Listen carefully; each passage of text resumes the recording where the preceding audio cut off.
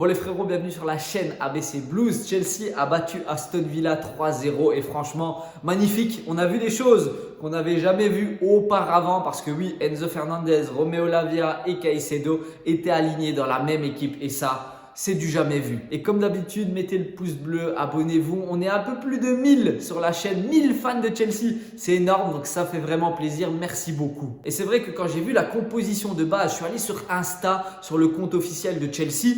J'ai vu les trois ensemble, je me dis mais c'est quoi ce bordel? Il manque quelque chose là, c'est pas possible. Et puis finalement, on a vu que Caicedo se glissait arrière droit mais venait dans le milieu de terrain quand on avait la balle. Et comme on a eu une grosse possession de balle face à Aston Villa, les trois étaient souvent ensemble dans le milieu. Et je vais pas vous mentir que Enzo Maresca, il gagne des points dans mon cœur. Pourquoi? Parce que il tente des choses et parfois ça ne fonctionne pas, c'est vrai, mais il les tente quand même. Et là, les trois ensemble, ça a marché, ça a fonctionné, on a gagné 3-0, donc c'est magnifique. Et franchement, je trouve ça super. Pourquoi? Parce que Caicedo, c'est en mode N'Golo Kanté, il récupère des ballons, il est jamais fatigué, il a 3 poumons. À côté de ça, on a Romeo Lavia qui est un petit peu plus technique, un peu plus vif, un peu plus... Je sais pas comment expliquer, mais il a un petit peu de tout. Vous voyez ce que je veux dire? C'est un mix entre Fernandez et Caicedo. Il récupère des ballons, mais il est quand même technique. Et pour finir le trio, Enzo Fernandez qui a des qualités un petit peu différentes. C'est-à-dire que lui, c'est plus la vision du jeu, il va comprendre, il va lire le jeu, etc.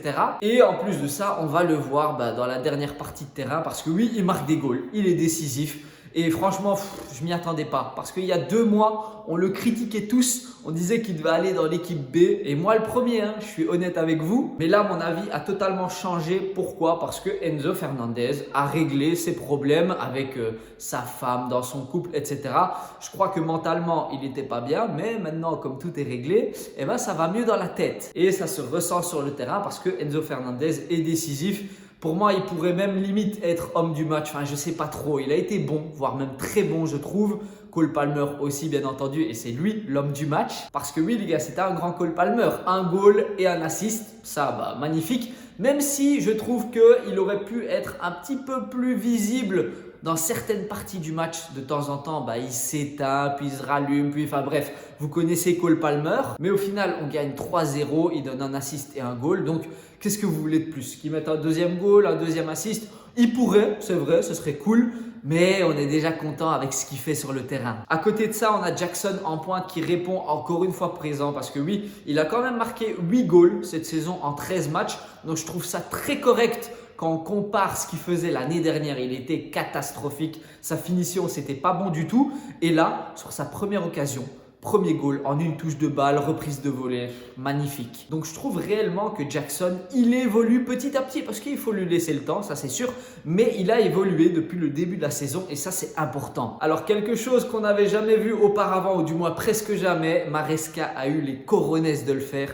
Il a mis Madueke sur le banc et ça m'a fait plaisir. Parce que oui les gars, Sancho, il a fait un top match, mais vraiment il a été bon, 2 assists face à Heidenheim en Conference League. Et là, il est titulaire en championnat face à Aston Villa. Et ça, franchement, je m'y attendais pas parce que je me suis dit, Maresca, il va pas oser mettre Madueke sur le banc, mais il l'a fait.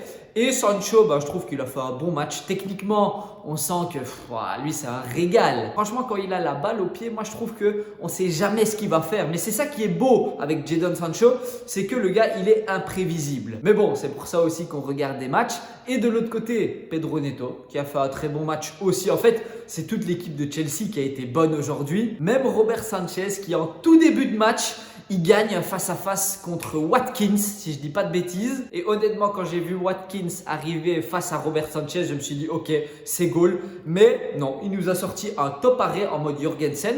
Donc, je trouve que c'est cool. Il a gagné des points aussi, même si on le critique, même si on veut voir Jorgensen en championnat.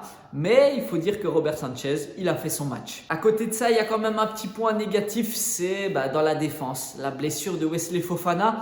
Et là, sur le coup, franchement, je m'y attendais. Juste, je m'y attendais. Pourquoi? Parce que le gars, on sent que physiquement, il n'est pas totalement prêt. Dans pratiquement tous les matchs qu'il a joué, on voit que de temps en temps, il se plaint. Ah, j'ai mal derrière la jambe. Ah, j'ai mal au genou. Ah, j'ai mal... Enfin bref, on savait que ça allait arriver. Malheureusement, voilà, ça a pété derrière sa jambe, je crois. Mais je crois que Wesley Fofana, on va plus trop le voir. On va devoir le remplacer par Disasi ou Tozin. Mais c'est pas grave parce que malgré sa blessure, c'est qui est rentré? C'est Monsieur Badiachil Et il est rentré, il a fait un match correct, pas trop d'erreurs, enfin du moins je m'en rappelle plus, mais je crois pas qu'il ait fait des conneries en défense. Donc même si on a des blessés dans la défense, c'est pas grave parce qu'on a Tozil, Badiachil, on a Disasi, on a Colwill, on a Cucurella, on a Fofana, ben non il va se blesser, mais on a aussi Malo Gusto et on a aussi monsieur Renato Vega que j'ai oublié et lui il peut jouer en défense centrale, il est très bon, il l'a déjà fait avec l'équipe du Portugal, donc il peut le faire aussi avec Chelsea. Donc voilà, la blessure de Fofana, ça me fait chier parce que c'est un top joueur,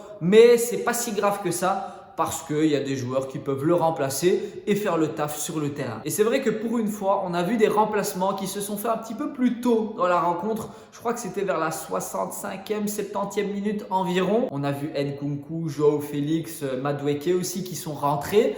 Et pour une fois, j'ai envie de dire, enfin, Maresca a fait des changements avant la 85e minute. Après, c'est vrai que le score était déjà acquis vu que je crois que c'était déjà 2 ou 3-0 quand il a fait ses changements. Mais pour une fois, on a vu des changements à la 70e, à la 65e. Donc, c'est cool. Ça fait plaisir parce que les gens qui sont sur le banc, ils se demandent sûrement, mais c'est quand que je rentre, moi frère? Tu vas me laisser quoi? 5 minutes pour montrer quelque chose? Donc là, Maresca, il a gagné des points dans tous les domaines, dans son coaching, dans son dispositif, dans ses choix, dans ses changements. Et donc, ouais, je sais pas ce que vous en pensez, mais moi, je suis content parce que là, on est deuxième à égalité avec Arsenal. C'est-à-dire qu'on a 25 points chacun et la même différence de goal. Bon, on est quand même encore loin de Liverpool. Et franchement, eux, ils sont trop forts. J'ai regardé Man City, Liverpool. Bon, c'est vrai que City sont dans un mauvais état de forme, ok, mais Liverpool, c'est une dinguerie. C'est vraiment l'intensité qu'ils mettent dans un match. Je ne sais même pas comment ils font pour tenir 90 minutes comme ça. C'est trop fort. Et très honnêtement, j'espère qu'un jour, on arrivera à mettre autant d'intensité dans un match. Parce que oui, de temps en temps, quand on regarde Chelsea, bah oui, c'est cool, c'est beau, ça joue football. Mais de temps en temps, c'est un petit peu lent. Vous voyez ce que je veux dire? Alors que Liverpool-Man City, je ne me suis pas ennuyé de la première à la dernière minute. Mais bon, c'est vrai que nous, à Chelsea, on joue un football qui est différent. Et pour le moment, ça fonctionne. On est deuxième de Première Ligue, enfin deuxième ou troisième. Dites-moi ce que vous voulez, je m'en fous. Mais on est dans le top 4 et ça fait plaisir. Et en plus de ça, on est passé devant Manchester City parce que oui, on leur courait après. Et maintenant, c'est eux qui vont nous courir après. Donc ça, c'est encore mieux. Et c'est vrai qu'on joue déjà ce mercredi soir face à Southampton. Il ne faut pas les prendre à la légère parce qu'ils ont failli mettre en échec Liverpool. C'était 3-2 le week-end passé. Donc, c'est pas n'importe qui, même s'ils sont, ils sont 20e. C'est vrai, c'est des nullards, tout ça. Mais on va pas les prendre à la légère. Bref, c'est à peu près tout pour ce débrief. Je suis vraiment content. Moi, ça m'a fait plaisir. Dites-moi ce que vous en pensez dans les commentaires. Et on se dit à la prochaine dans une nouvelle vidéo.